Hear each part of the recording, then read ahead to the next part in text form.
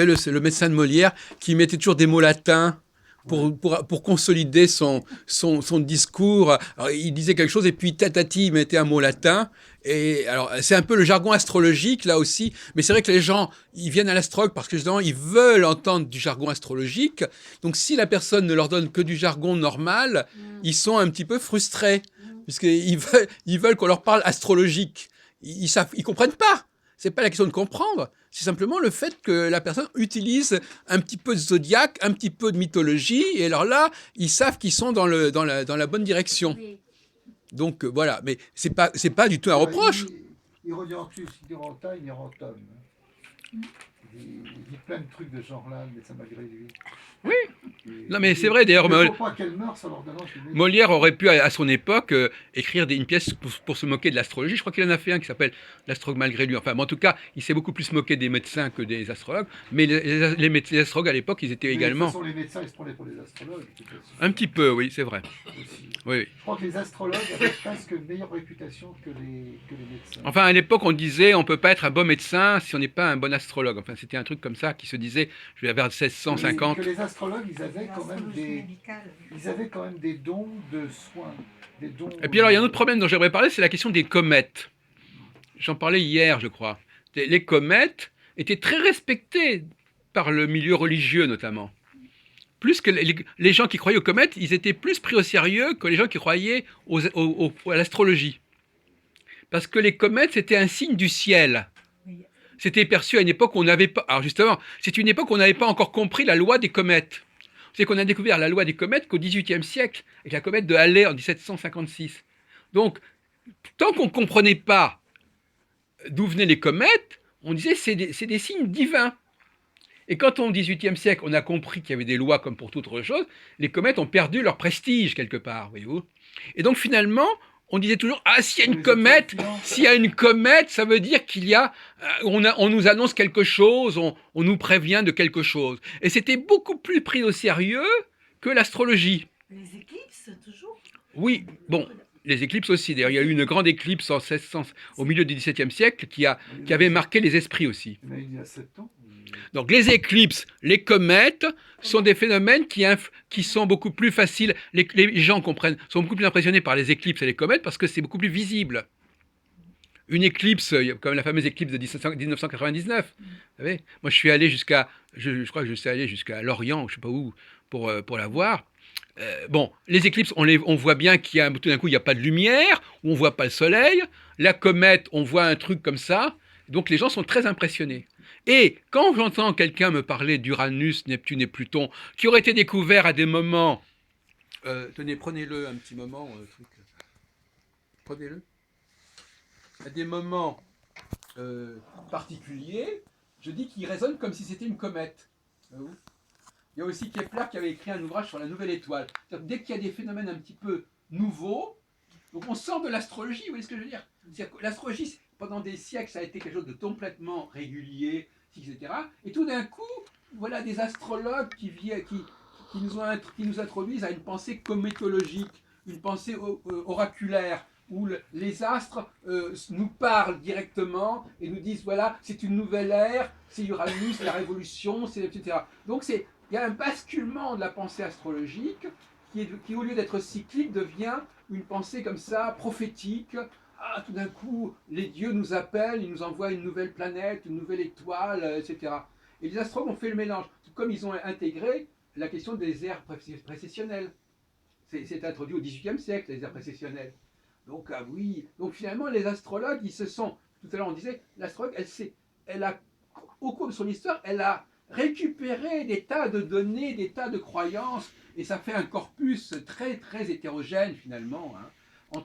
Elle a récupéré à un moment donné l'astromancie, elle a récupéré les nouvelles planètes découvertes par les astronomes, elle a récupéré les ères précessionnelles correspondant au point vernal qui rentrent dans le... tu filmes quoi là? Qui rentrent dans telle constellation. Alors à ce sujet, je voudrais vous faire un scoop. Un scoop. Il y a une nouvelle théorie des ères précessionnelles qui s'est constituée. À la suite d'ailleurs des travaux de Rudyard. C'est-à-dire que vous connaissez les ères précessionnelles. Oui. Pouvez-vous résumer comme ça? C'est lié aux rétrogradations. Des axes d'épaule.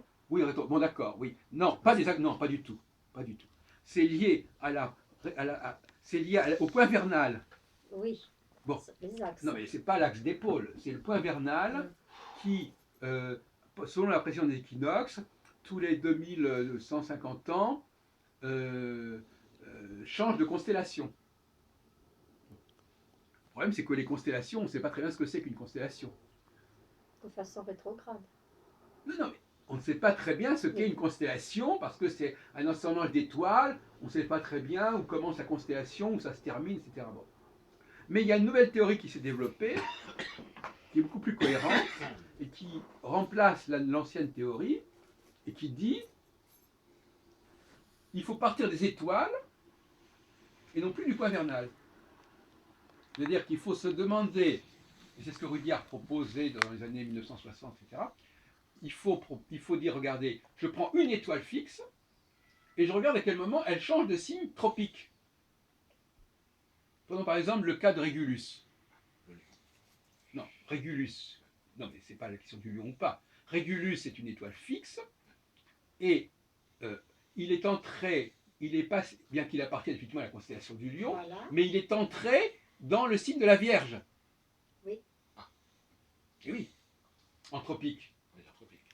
Et il rentre comme ça dans un nouveau signe tropique tous les 2000 ans. C'est quoi qui change? Il change de signe. Quoi change de signe? L'étoile. C'est pas l'étoile qui change de Si. signe. L'étoile, maintenant, est en Vierge. De même que Antares, maintenant, est à 8-9 degrés du Sagittaire. Avant, il était en Scorpion. Encore. Bon. Donc, les étoiles, par rapport au zodiaque tropique, elles suivent la précision des équinoxes. C'est-à-dire qu'elles changent régulièrement de signe. Donc Rudyard avait remarqué ce phénomène, il a dit, lorsque Régulus va passer du signe du lion au signe de la Vierge, ça va marquer un changement d'air. Voilà. Donc voyez-vous, c'est un renversement. Au lieu de regarder le point vernal entrant dans la constellation, etc., on regarde l'étoile entrant dans le signe tropique. Et c'est un avantage considérable sur le plan technique, parce que le signe tropique, on peut exactement déterminer à quel moment il se produit. La division en 12 signes, elle est claire. C'est une division à partir du point vernal. Alors que la division en constellation, elle est confuse. Donc on renverse le système. C'est pour ça que je vous dis ça, parce que maintenant c'est comme ça qu'il faut présenter les choses. On part d'une étoile, n'importe laquelle en vérité. On part de n'importe quelle étoile et on regarde à partir de quel moment elle change. Bon, cela dit, il ne faut pas prendre n'importe quelle. Les étoiles, il y en a. Bon, on prend l'étoile, une des étoiles, ce qu'on appelle les étoiles fixes royales. On en a déjà parlé il y a 3 mois. On prend une étoile fixe royale comme Régulus, ça peut être aussi Antares, mais c'est pas la même chose parce que Antares, il a changé de signe, il est passé en Sagittaire il y a plusieurs décennies, alors que Régulus, il est passé en Vierge depuis pas longtemps. C'est-à-dire, en 1969, Rudyard disait qu'il allait passer en Vierge en 2018. Il s'est un petit peu trompé, parce qu'il est déjà passé en Vierge depuis quelques années quand même. Quand vous le positionnez, il est à 0 degré et quelques de la Vierge, Régulus. Moi, je le sais très bien, parce que moi, j'ai Mars sur Régulus. Alors, je sais très bien que moi, je suis né avec Mars à 29 degrés, presque à 0 degré. Moi aussi, hein, j'ai Mars, début vierge. Ben, vous devez être né en même temps que moi, alors, probablement. On doit être jumeaux. On n'est pas jumeaux, mais j'ai Comment Mars là. Bah, si, parce que Mars, il avance quand même pas très. Il avance quand même assez vite. 29 degrés Lion. Quand Quel signe? Oui.